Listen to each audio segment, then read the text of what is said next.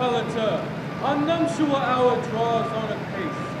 4 happy days bring in another moon. But oh, methinks how slow this old moon wanes. She lingers my desires, like to a stepdame or a dowager, long withering out a young man's reverie. 4 days shall quickly steep themselves in night, and 4 nights shall quickly dream away the time. And then the moon, like to a silver bow, new events in heaven, shall behold the night of our solemnities. Go, Philostrate, stir up the Athenian youth to merriment. Awake the pert and nimble spirit of birth. Turn melancholy forth to funerals. The pale companion is not for our pomp.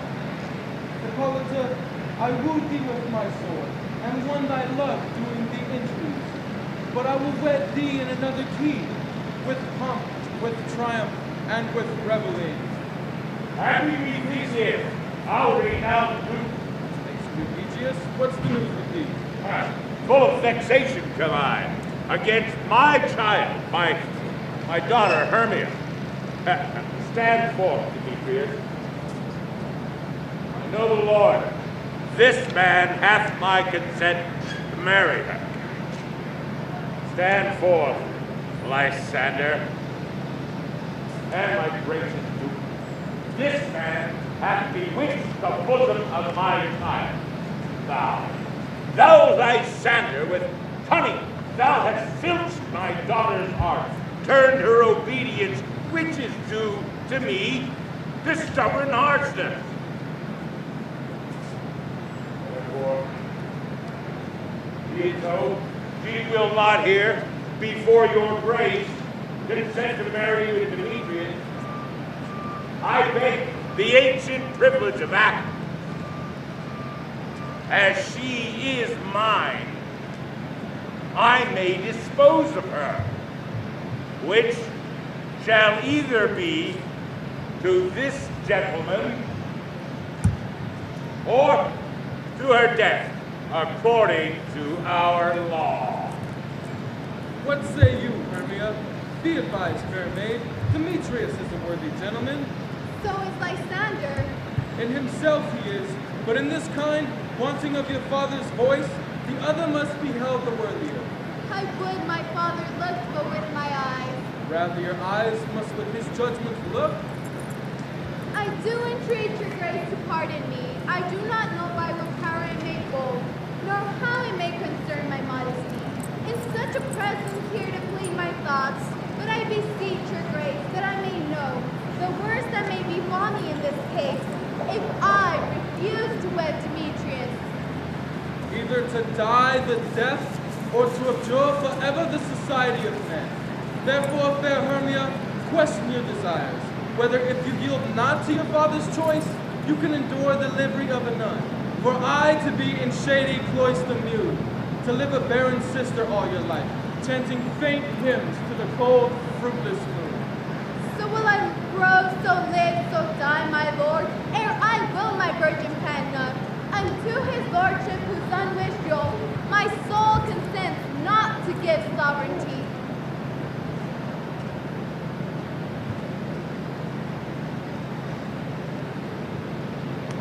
You have her father's love, Demetrius. Let me have Hermia's. Do you marry him? Scornful Lysander. It's true, he hath my love, and what is mine, my love will render him. And she is mine. All my right of her, I do estate unto Demetrius. I am, my lord, as well derived as he, as well possessed. My love is more than his. My fortunes, every way, as fairly ranked, if not with vantage, as Demetrius. And which is more than all these boasts can be. I am beloved of beauteous Hermia. Why should not I then prosecute my right? Demetrius, all about it, princess, made love to Nadar's daughter, Helena, and won her soul. And she, sweet lady, dote in idolatry. It's knotted in a constant can. I must confess that I have heard so much, and Demetrius thought to have spoke thereof. But being overfull of self-desires, my mind did lose it. But Demetrius, come, and come, Aegeus, I have some private schooling for you both. For you, fair Hermia, look you arm yourself to fit the fancies of your father's will, or else the law of Athens yields you up, which by no means we may extenuate to death or to a vow of single life. Then, sweet Hermia, yield, Lysander, your praised title to my certain right.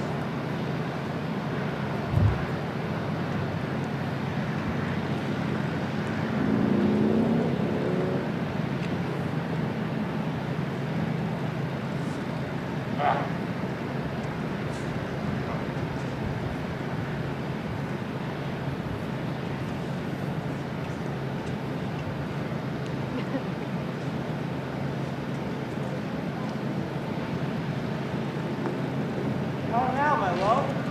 Why is your cheek so pale? How chance the roses there decay so fast? Be like the wanted rain which I could well retain them from the tempest of my eyes.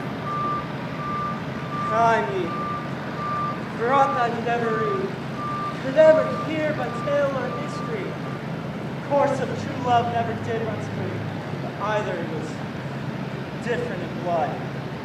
O cross, too high to be enthralled too low. Or else misgraft in respect of years. O spite, too old to be engaged too young. Or if there were, it stood upon the choice of friends. O hell, to choose love by another's eyes. Or if there were a sympathy of choice, war, death, or sickness laid siege to it, making it as momentary as a sound. If then true lovers have been ever crossed, it stands as an edict in destiny.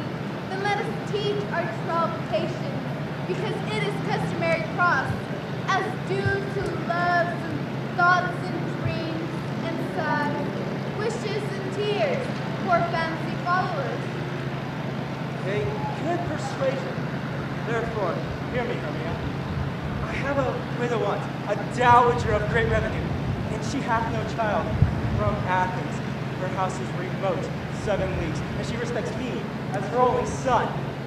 There, my gentle Hermia, may I marry thee. To that place, the sharp Athenian law cannot pursue us.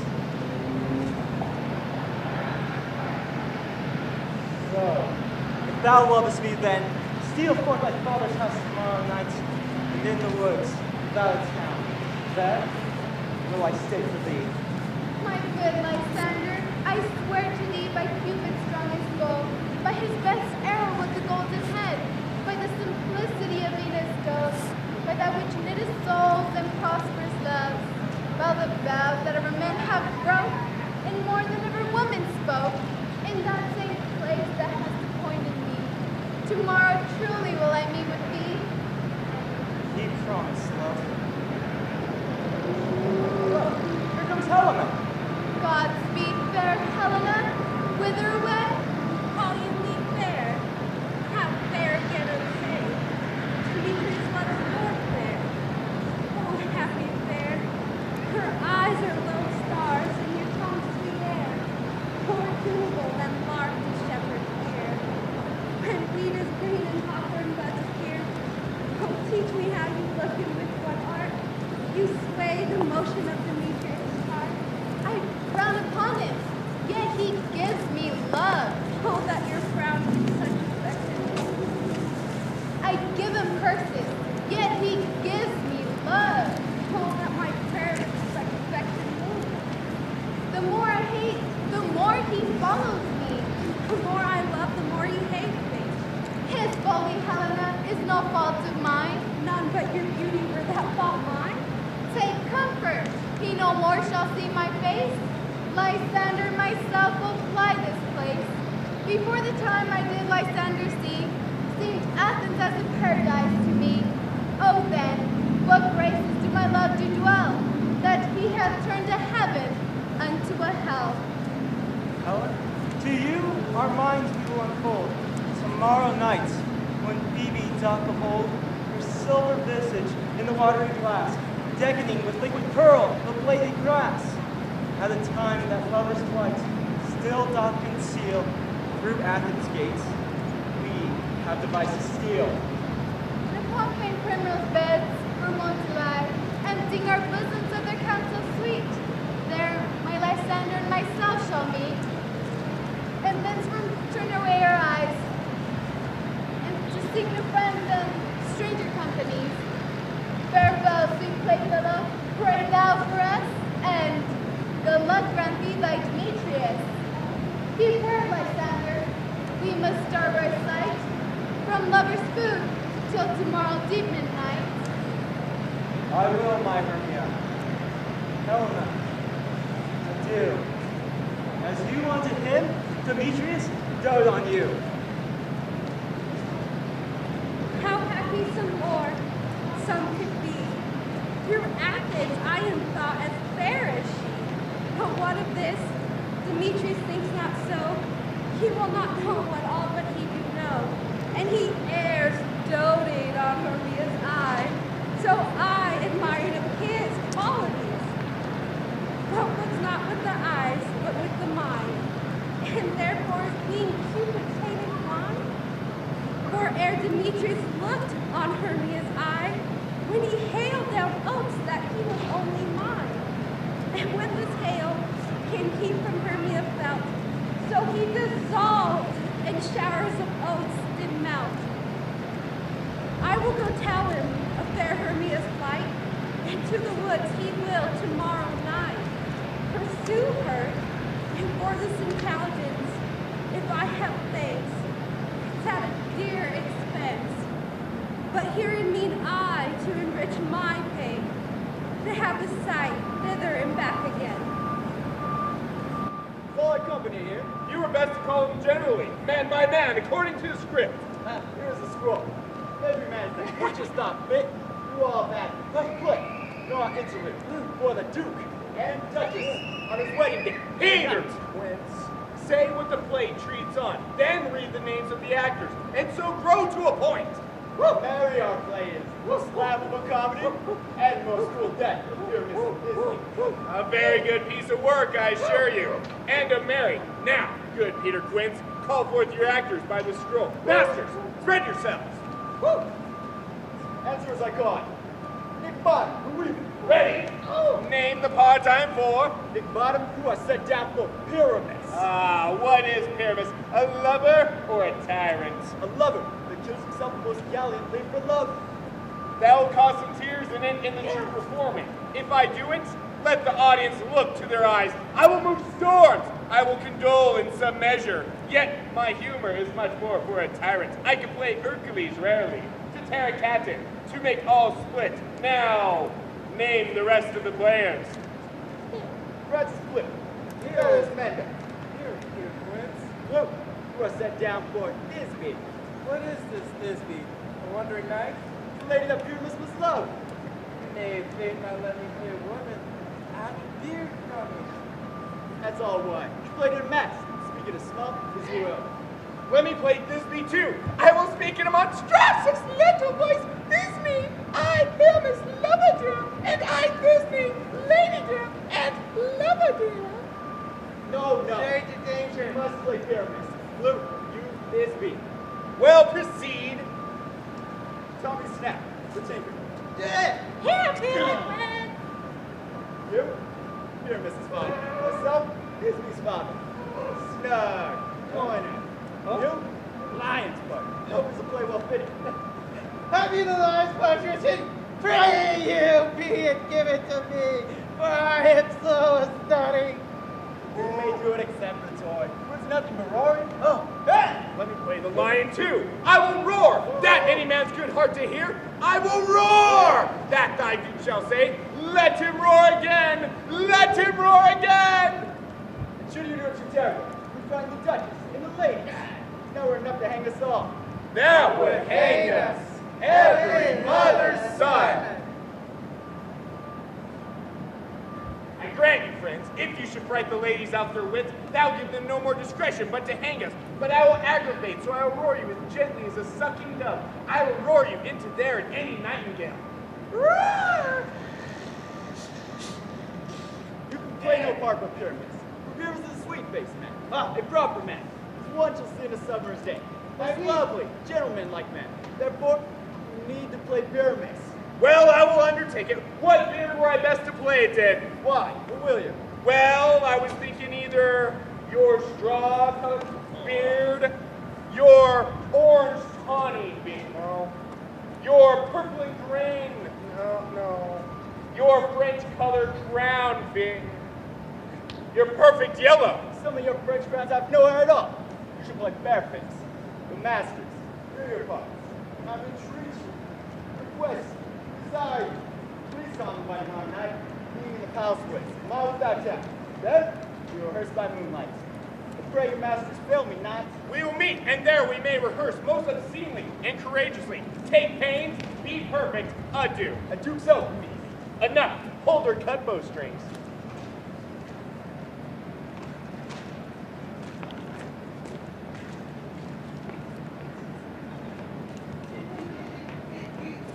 Come with us, and you will see a forest of great antiquity. Only $1 it shall cost, or through the forest ye be lost. Come on, shoot. Shoot. Shoot. Shoot. Shoot.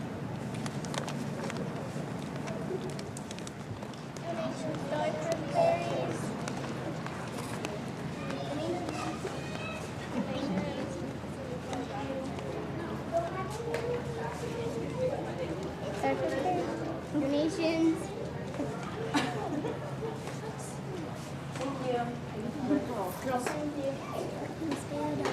Thank you.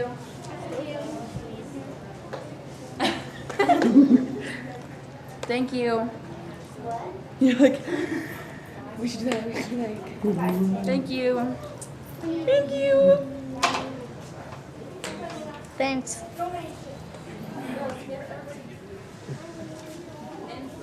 Thou canst so play a lion.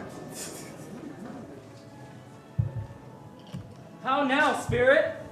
Whither wander you?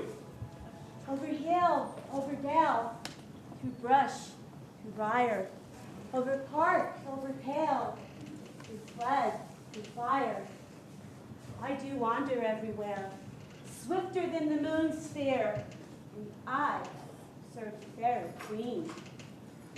To do her orbs upon the green, her cow slips tall, her pensions feed, in their gold coat spots you see.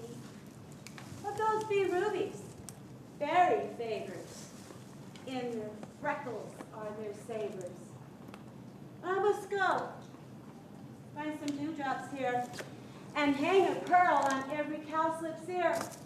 Farewell, you lotus spirits, I'll be gone. The queen and all her elves have come anon. The king doth keep his revels here tonight.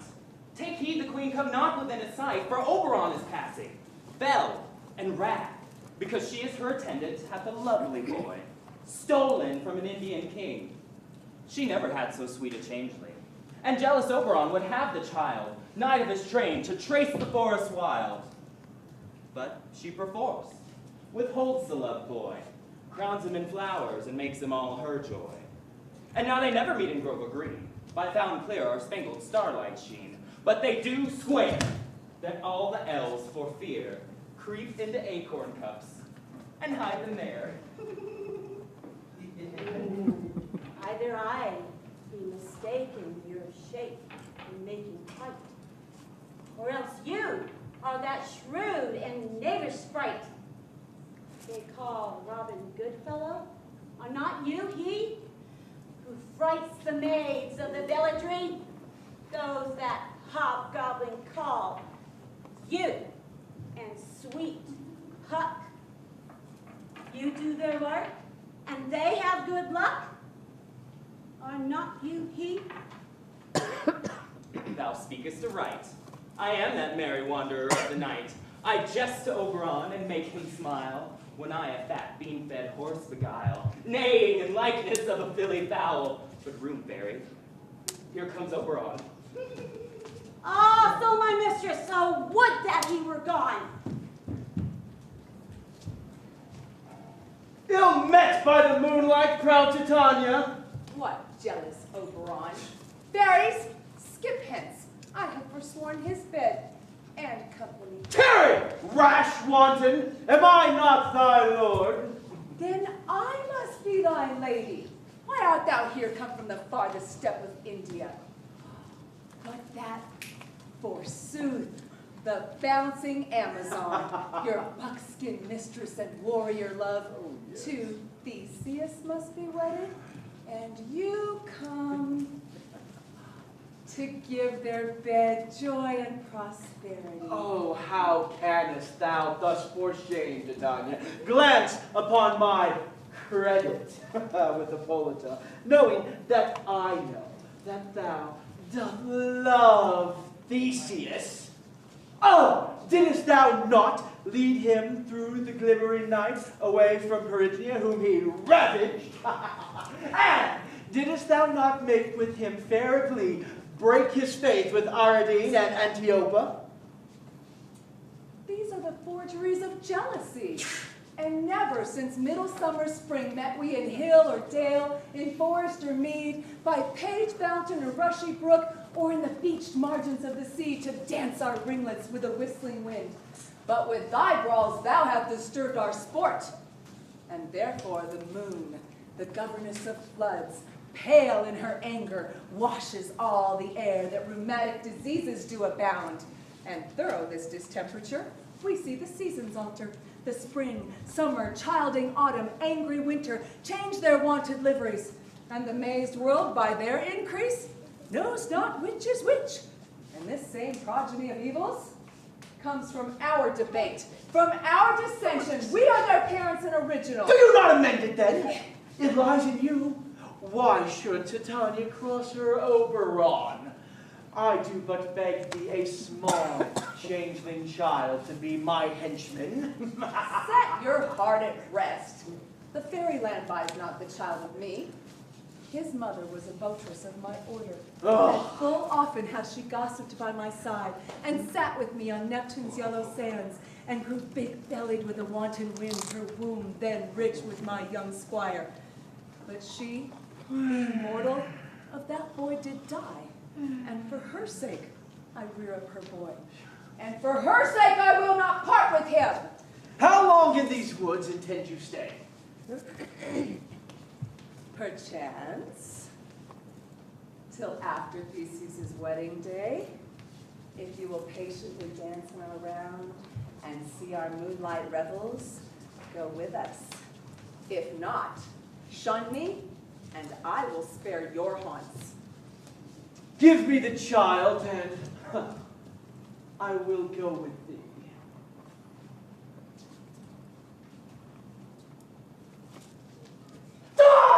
Not for thy fairy kingdom! Fairies away! We shall chide downright if longer I stay. Thou shalt not from this grove, till I have tormented thee for this injury. Oh, my gentle Puck, come hither.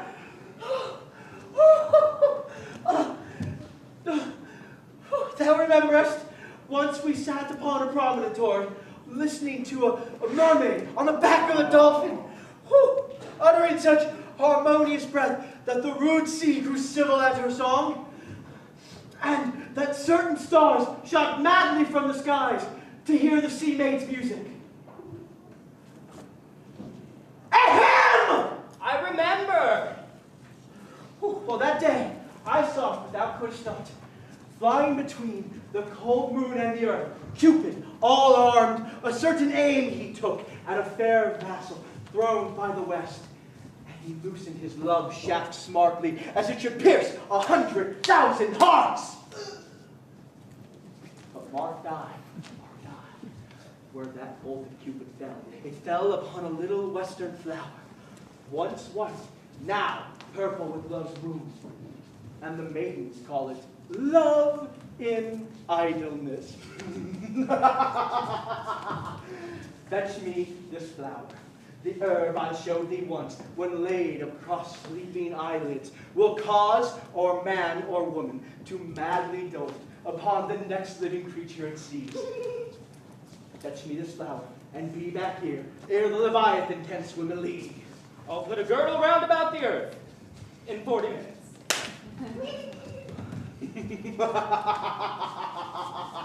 Having once this flower, I'll watch Titania when she is asleep. And then I'll streak her eyes with the liquor. And then the next living thing she waking looks upon, be it wolf, bear, lion, boar, bull, meddling monkey, or busy ape, she must pursue it with the soul of love. And ere I take this charm off of her sight, as I can with another herb, I'll make her render her page to me. But who comes here? I will observe them, for I am the invisible!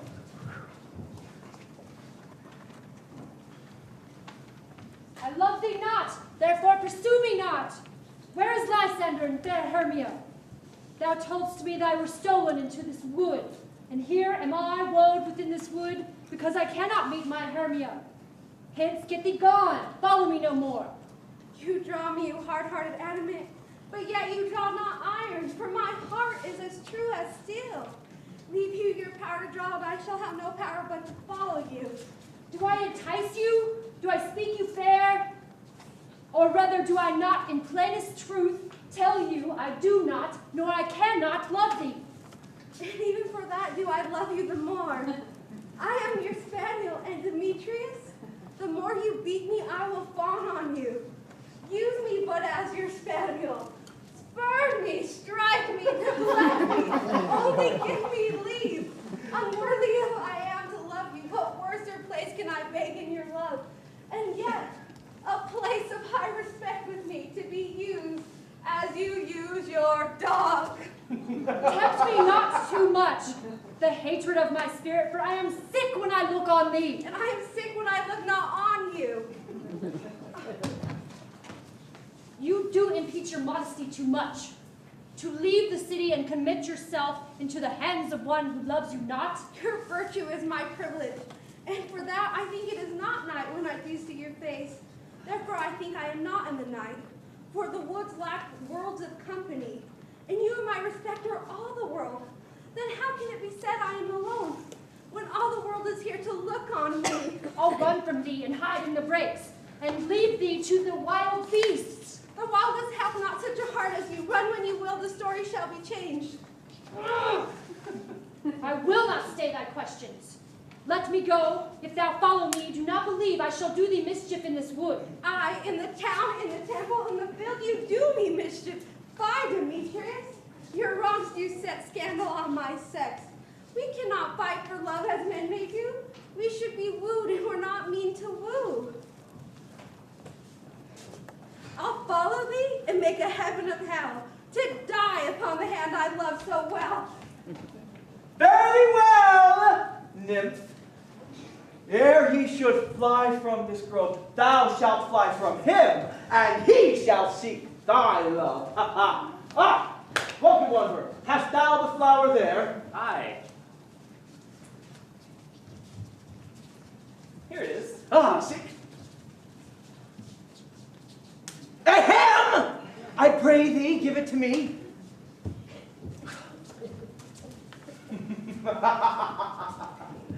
I know a place where the wild thyme blows, where oxlips and the wild violets grow. Quite over canopied with luscious woodbine, musk rose and elegantine, there sleeps Titania some time of the night, lulled into her sleep with dances and delights. There the snake throws her enameled skin, with weeds wide enough to wrap a fairy in. And with this, I'll streak her eyes and make her full of hateful fantasies. But take thou some of this and seek through the grove, for a sweet Athenian lady is in love with a disdainful youth. Anoint his eyes, but do it when the next thing he espies may be the woman. Thou shalt know the man by the Athenian garments that he hath on. Do this and take such care as he may prove more fond of her than her upon her love. Oh, do it, and be back here the first cock crow. Fear not, my lord. Your servant shall do so.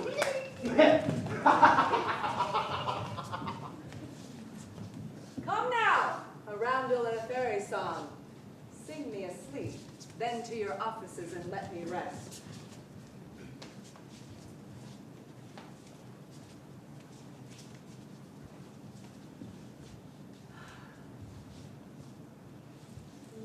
Spotted snakes with double tongue, thorny hedgehogs cannot see. Newt and blind worms do no wrong, come not near our fairy queen. Bell, bell with melody, singing a sweet lullaby, lullaby,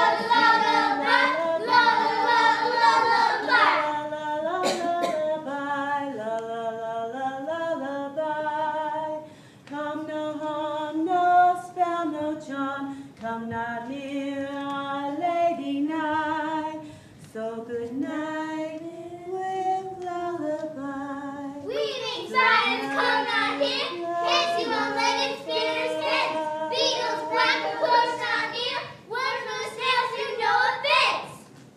That's okay, all is well. Wanna look, stand, sentinel,